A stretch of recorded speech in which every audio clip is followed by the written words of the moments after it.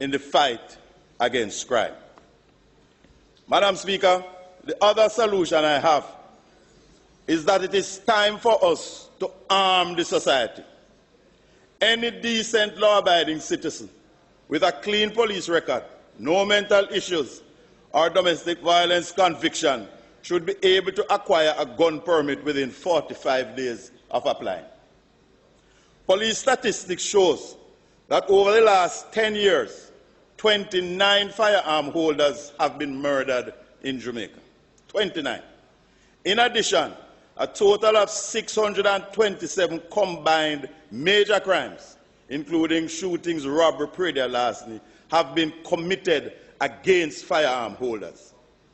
Madam Speaker, there are 45,000 licensed firearm holders in Jamaica today with 167,000 guns. But remember that persons have multiple licenses, multiple guns, plus there are security companies and gun clubs. There is an average of 30,000 firearm holders over the last 10-year period.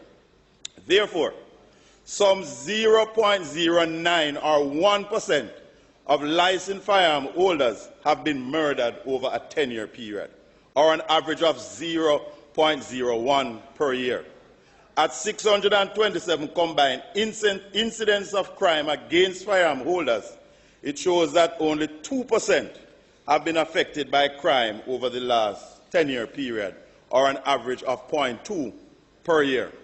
The figures clearly show that if you are armed, criminals don't mess with you. The criminals have more advanced weapons than the police in many cases. The police and the army are held at bay for hours sometimes in a shootout. Yet we are calling on law-abiding citizens to join the fight against crime. What must they join with, Madam Speaker? Them two long hands, two stone and a cutlass? And what they must do with those?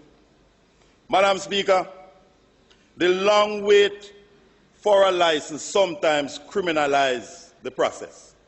Police sources say a used 9mm firearm can be had for $200,000 to $300,000, while the decent law-abiding citizen has to suffer in waiting.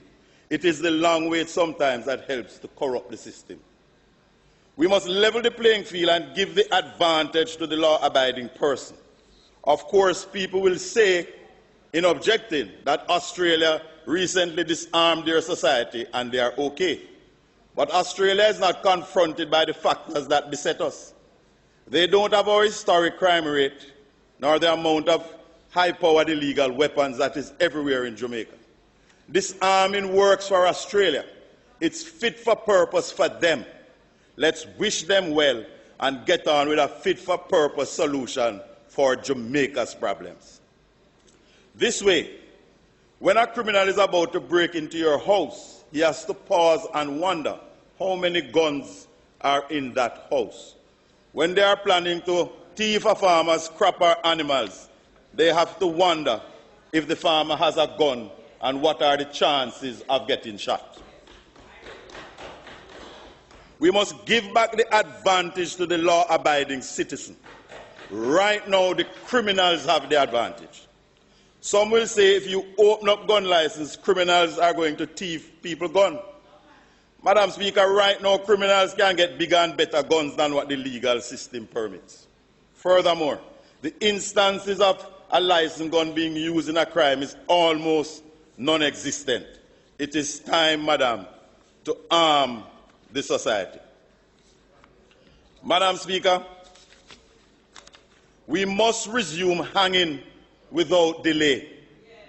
A quick analysis of the murder figures shows that for the 25 years from 1962